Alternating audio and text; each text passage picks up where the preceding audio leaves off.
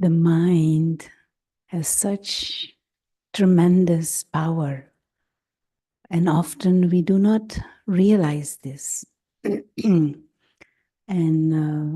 the British poet in the 17th century, I think, John Milton, in his epic poem Paradise Lost, one thing that he said: the mind is such that it can make hell out of heaven and heaven out of hell.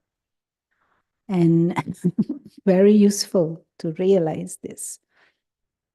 But very few of us realize the power and consciously work with it and even cultivate the power of our mind. The world in which we live at present is created by our collective minds. And our mind, the faculty of the soul, that faculty that creates thought, that creates feelings, attitude, vibration, all of that happens in our mind. And it is our power and our treasure if we use it accurately. Because in the same way that it has positive and uplifting power, in the same way it also has power to destroy and power to degrade. And so to use this power in a way that is constructive, in a way that is uplifting, in a way that is elevating, this would be our challenge. But first of all, to wake up to the fact that we have this tremendous treasure, that we are beings who hold immense power. But if we are not awake to this, then this power goes to waste.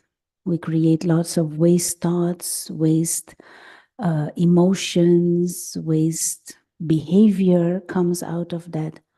And then our life just spirals downwards into an abyss of negativity and sorrow and vices and destruction. Whilst if we use that power and if we wake up to the fact of our own higher nature, that we are spiritual beings, that we are visitors on this planet, visitors in this body, that we innately have divine potential, and to live with the strength of that higher nature. That would be using soul power in our day-to-day activities. But the first aspect that we need to realize to wake up this soul power and to use it, to canalize it in a constructive way, would be to become aware of ourselves as spiritual beings. Generally, we think of ourselves as mere mortals. We think of ourselves in terms of our physical characteristics or our social status or our monetary potential or our relationships. And all those have limits and they can change and they can finish anytime. But when we wake up to the awareness of ourselves as immortal spiritual beings, beings who are innately sources of peace and love and happiness, we just have to become aware of ourselves as that child of the Supreme Being, invisible, but a being of consciousness with this higher nature.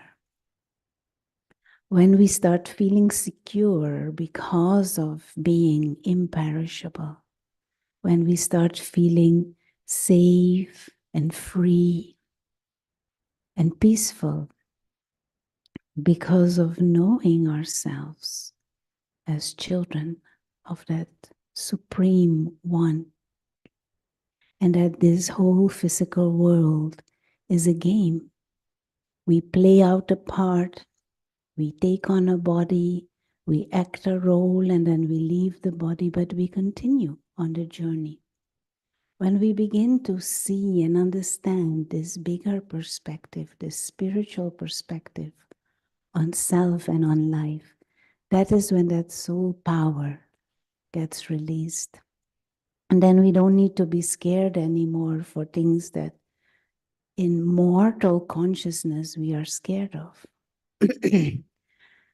Then we don't need to run after things that we think make us feel good or define us, when we begin to see that those are just temporary things, physical things that may be with us or not, but they don't define who we are and they don't define our value.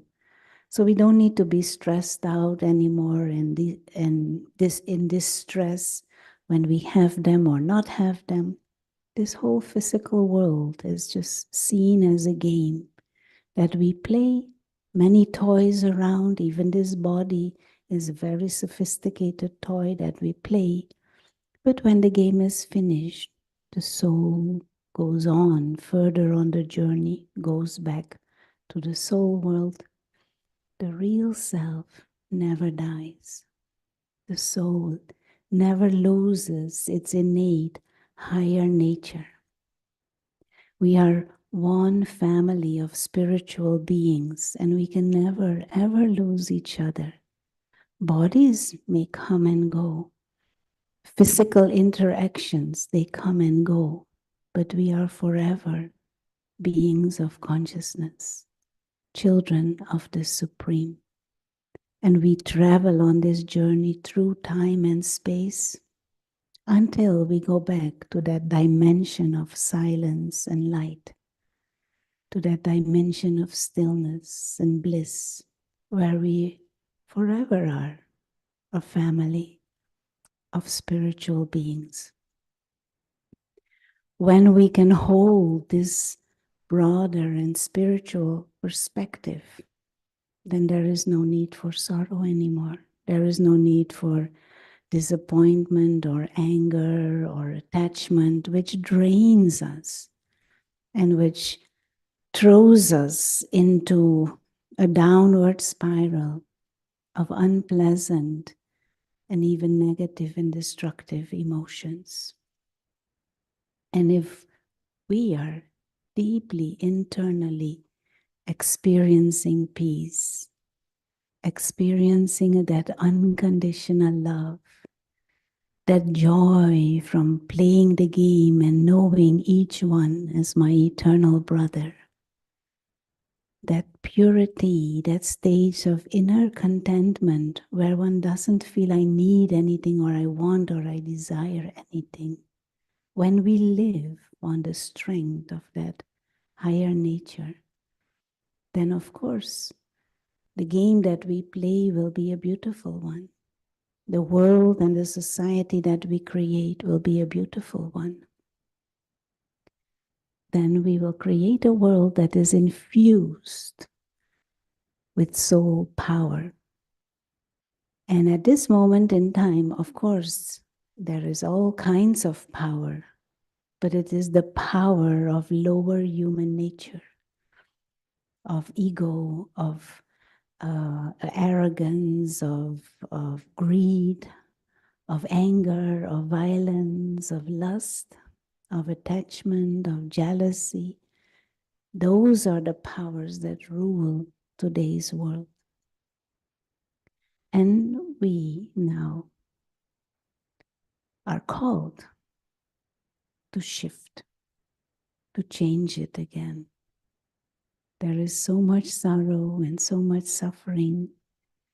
We all need to wake up again to the truth of our own higher nature and to the beauty of our spiritual identity.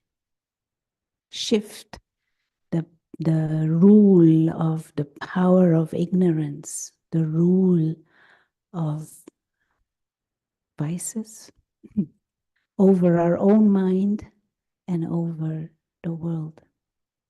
Wake up to who you truly are and release that power. And of course, we will need powers, many different aspects of that power to manifest. For example, through the power to tolerate, the power to discern, the power to be introvert, the power to face, the power to cooperate. But let it come from that clarity and that wisdom that we are all spiritual beings, one family. But first of all, let me wake up and stay awake to my own spiritual identity and to that higher nature and release the power that is within the soul. So let's have a few minutes of meditation, because studying spiritual knowledge and the practice of meditation is the method to wake up, to stay awake, and to emerge that soul power. So for a few moments,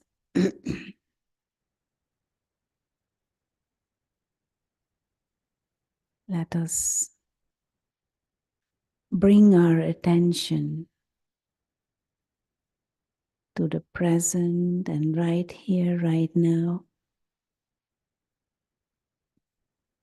and consciously create this thought that whilst acknowledging the existence of the body,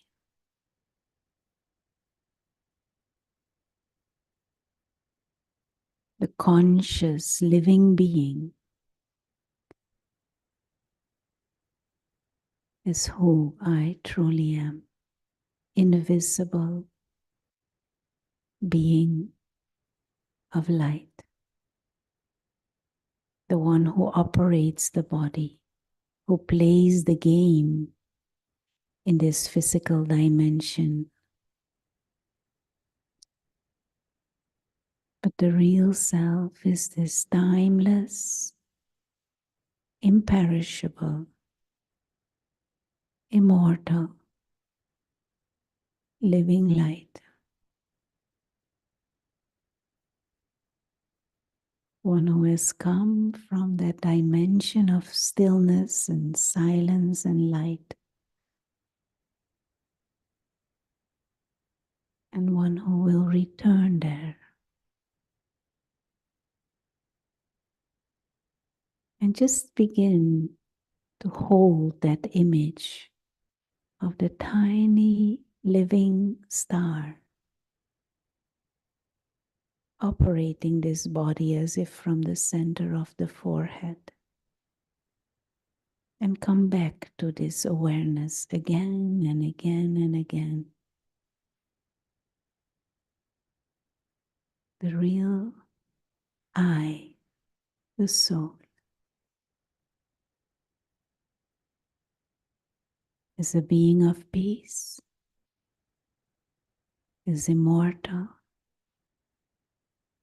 timeless, living light, free and safe.